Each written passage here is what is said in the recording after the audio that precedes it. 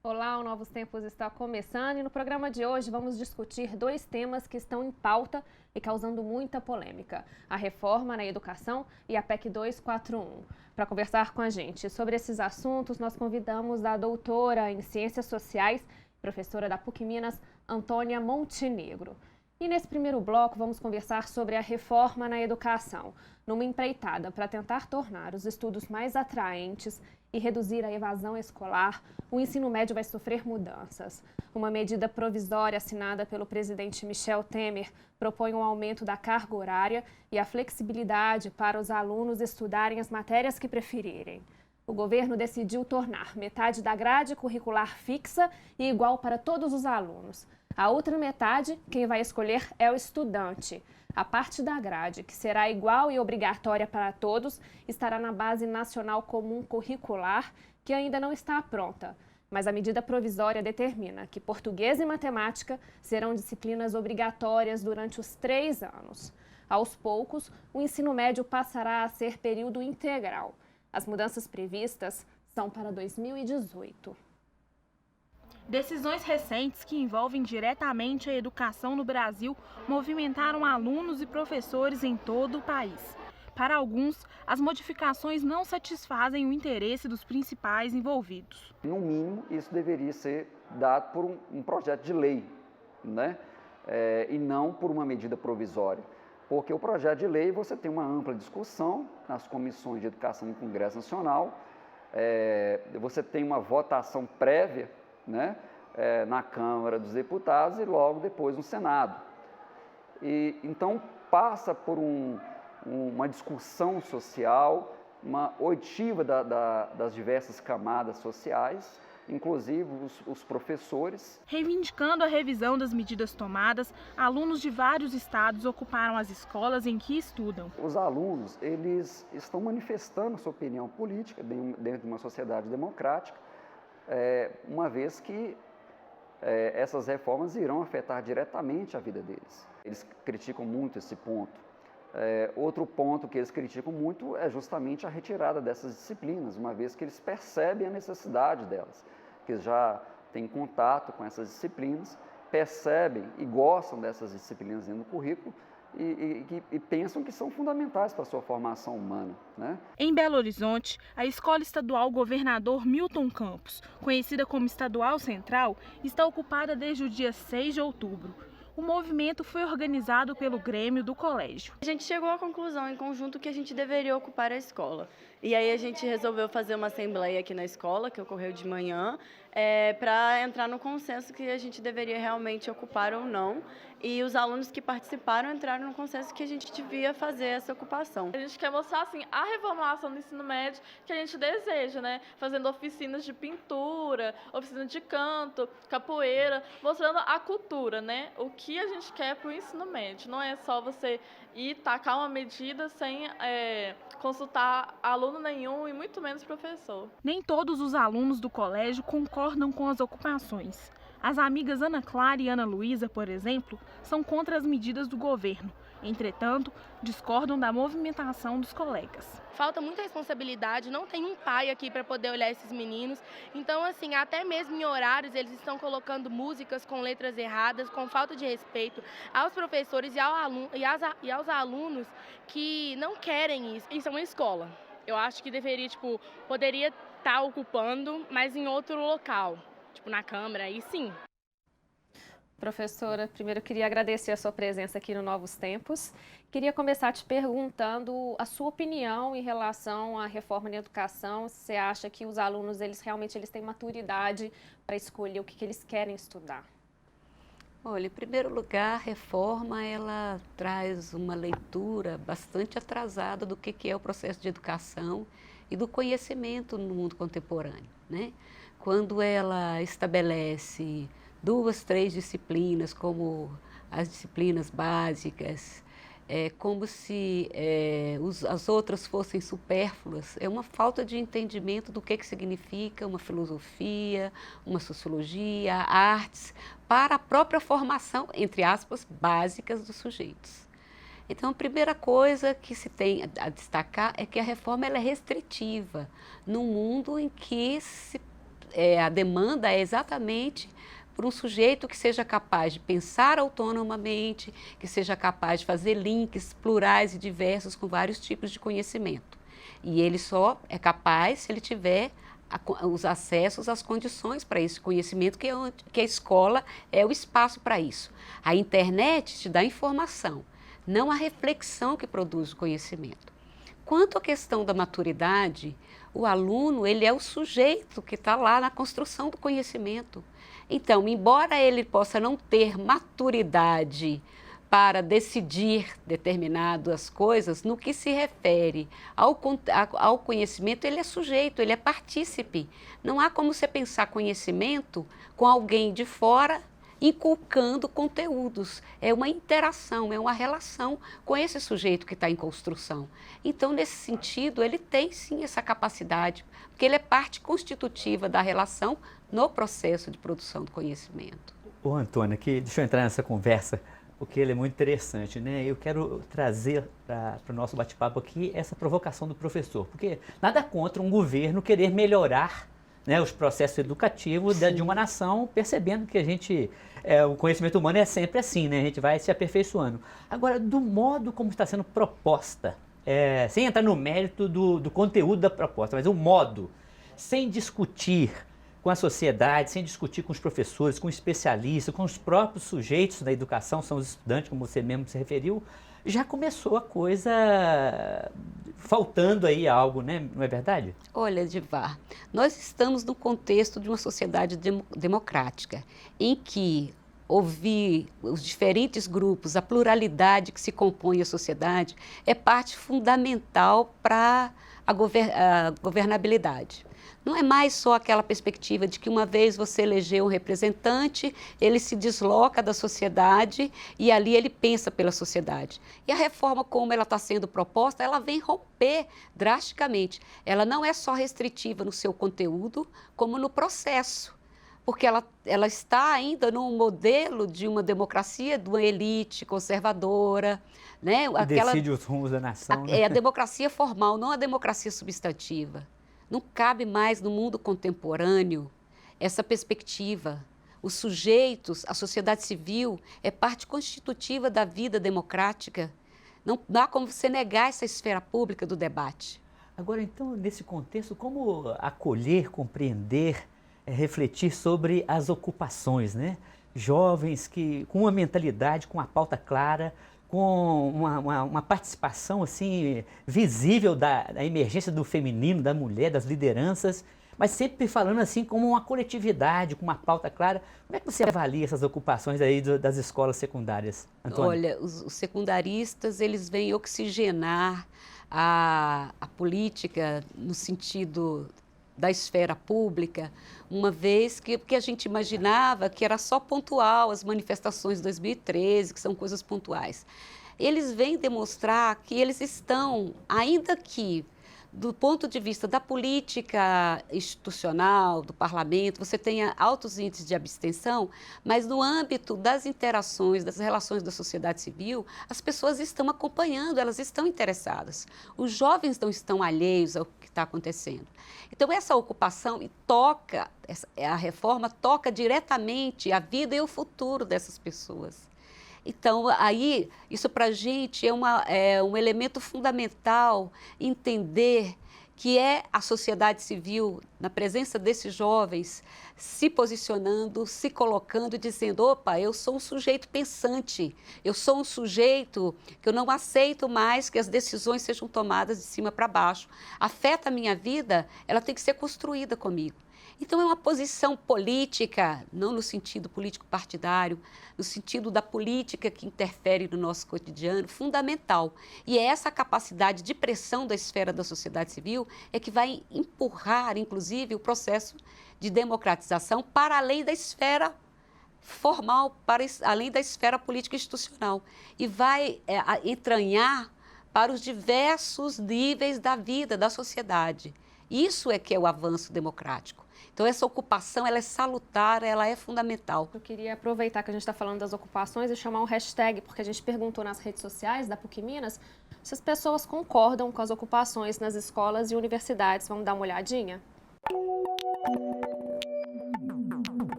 Então, gente, vamos dar uma olhadinha aqui no nosso telão e ver a opinião dos internautas. Bom, a primeira, não houve discussão da reforma do ensino com a sociedade civil. Agora os estudantes fazem as suas vozes serem ouvidas por meio das ocupações. Segunda opinião, sou a favor das ocupações porque acho que é uma ótima oportunidade desses alunos terem voz frente a uma decisão tão extrema do governo em relação aos investimentos para a educação. Vamos lá. Sou sim a favor das pessoas manifestarem em prol dos seus direitos. Sou a favor dos estudantes ocuparem as escolas e universidades, mas desde que tal atitude não atrapalhe outras pessoas. Estudantes que ocuparam escolas e universidades que receberiam outros estudantes que fariam o Enem no último fim de semana, na minha concepção, é inadmissível. As pessoas que iriam fazer o exame passaram por mais de um ano se dedicando, estudando e ansiosos para fazer a prova e de última hora foram impedidos e consequentemente prejudicados. E a última, respeito o direito deles de manifestar, que inclusive é garantido por lei. Por outro lado, também acho importante que eles respeitarem o direito dos outros de estudar. Assim como eles querem se manifestar, também tem alunos querendo ter aula. Se a manifestação deles é respeitada, eles deveriam respeitar a vontade e o direito dos estudantes de não querer pertencer àquilo. Ô, Antônia, eu achei muito interessante essas observações, mas eu queria que você ajudasse a gente a refletir sobre a legitimidade desse ato político de ocupar e fazer uma distinção que às vezes a sociedade, às vezes até os nossos meios de comunicação, infelizmente, como tratam os movimentos sociais, né? Como invasão, uma ocupação. Em que sentido a gente pode distinguir aí ocupar e invadir e esse gesto de ocupar, que potencial ele tem numa democracia? Você quer que eu fale agora? Isso. O sentido de ocupar, ele é um sentido político que é adentrar aquilo que já é meu, não é do outro, é o meu espaço que está sendo até usurpado, que não está sendo permitido eu fazer o uso dele. O espaço escolar sempre é público, né? Sim, a educação é pública, né? Então é um espaço que eu estou ocupando aquilo que é meu, eu não estou invadindo algo que não é meu, que está alheio a mim. Invadir é algo que está alheio ao público, que está alheio à sociedade, né? Aqui é ocupação, é a afirmação de que esse espaço é o espaço da identidade, da identidade estudantil, da identidade desses grupos, o espaço de expressão deles, de construção deles. Então, essa é a distinção central. Gente, infelizmente eu vou ter que interromper para a gente ir para um rápido intervalo. Mas não saia daí, porque no próximo bloco vamos falar sobre a polêmica PEC 241, que no Senado é PEC 55. Não saia daí.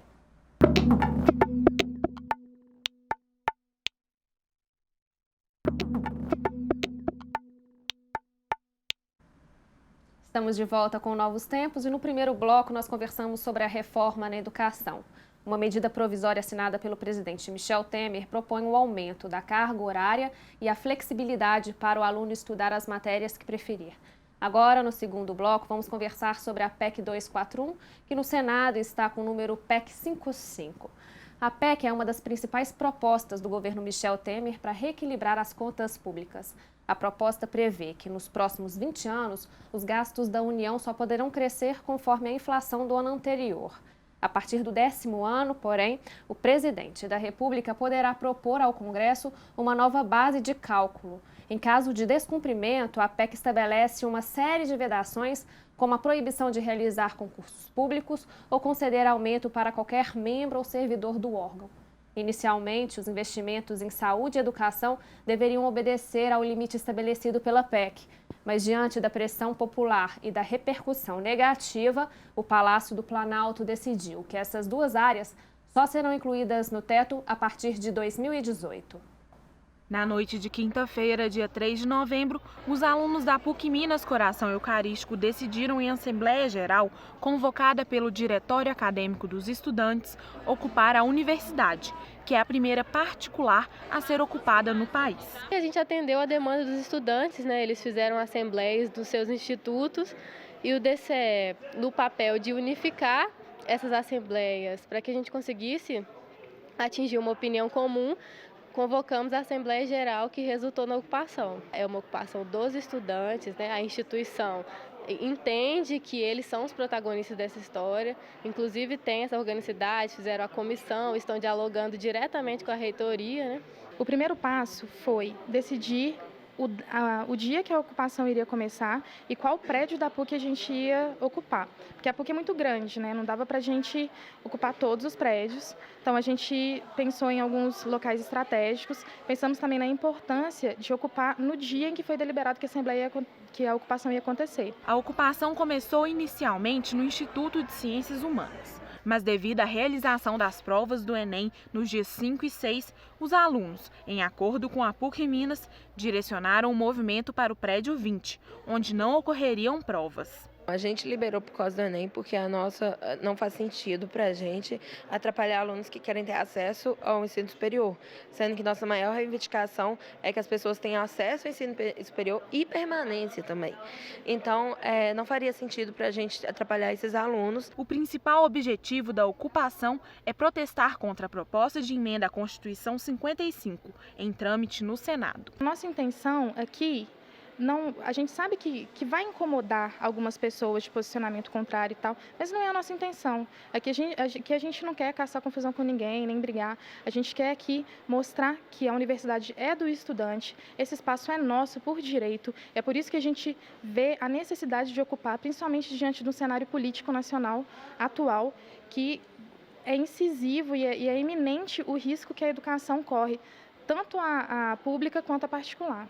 1 em cada 3 estudantes precisam de bolsa.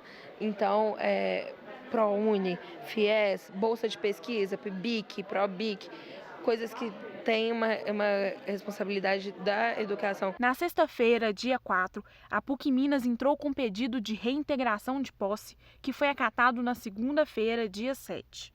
O despacho judicial prevê 5 dias para os ocupantes deixarem o local.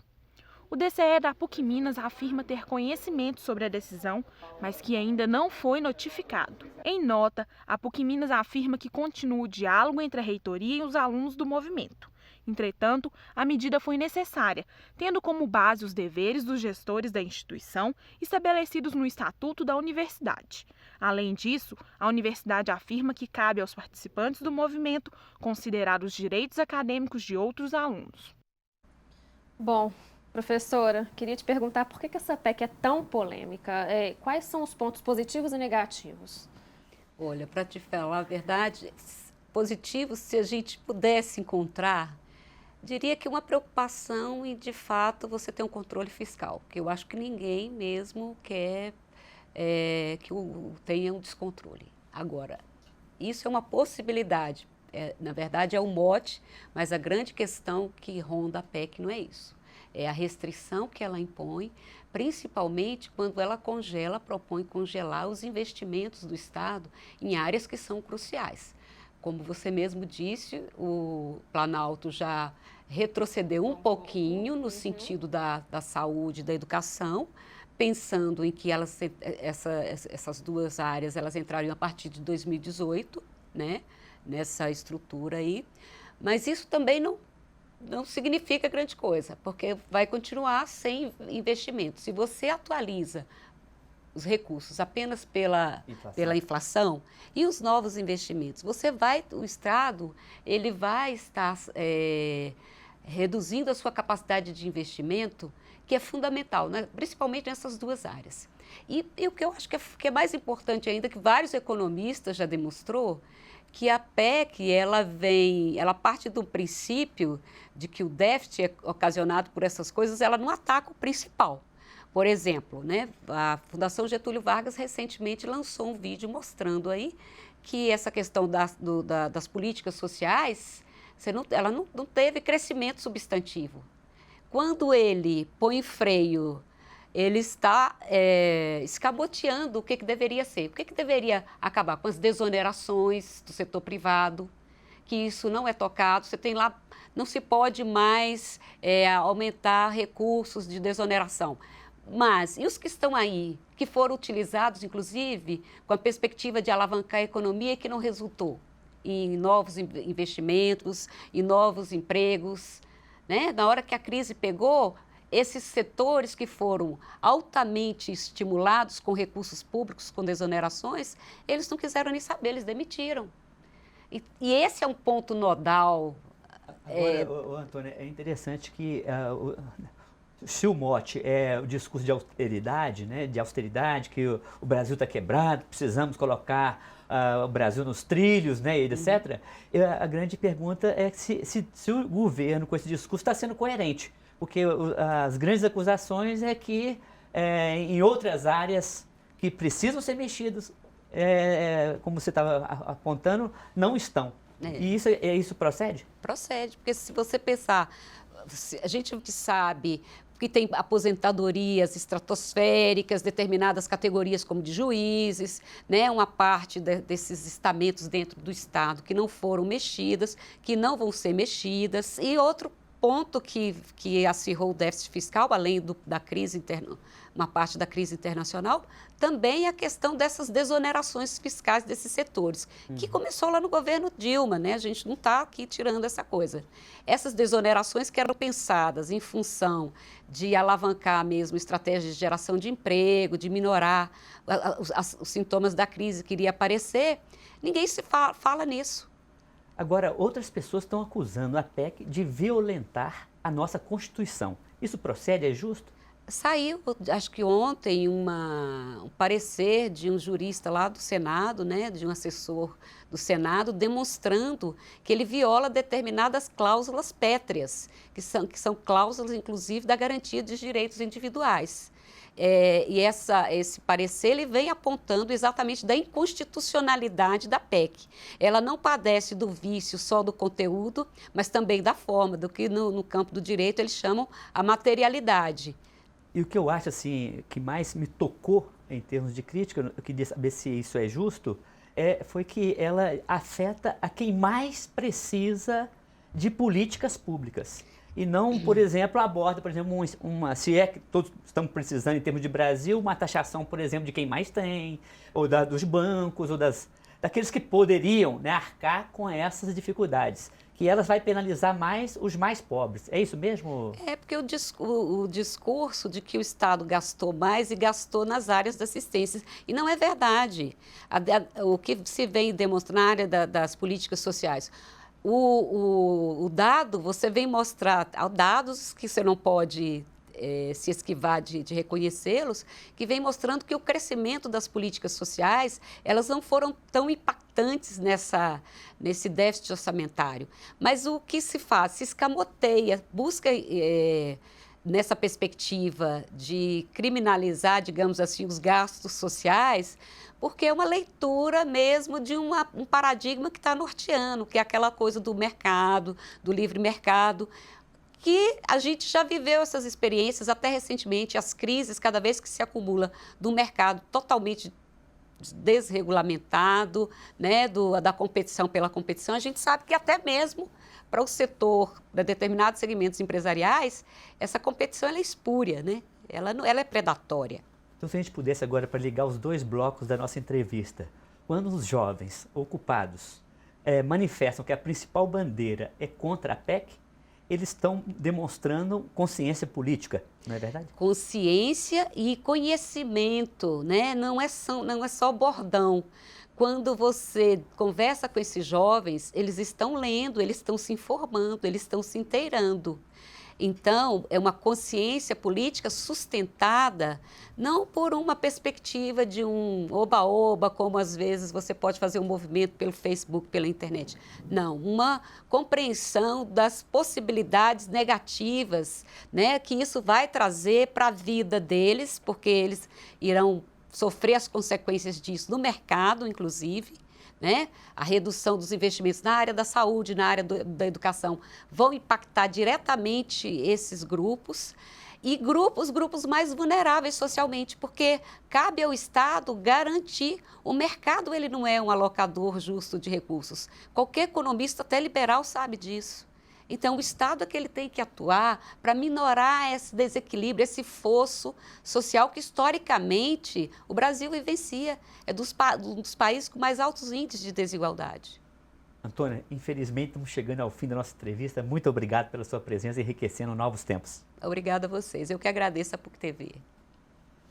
O projeto de reforma da educação do governo Temer está em xeque, principalmente pelo crescente envolvimento político das juventudes estudantis, secundaristas e também universitárias, que não se reconhecem neste projeto.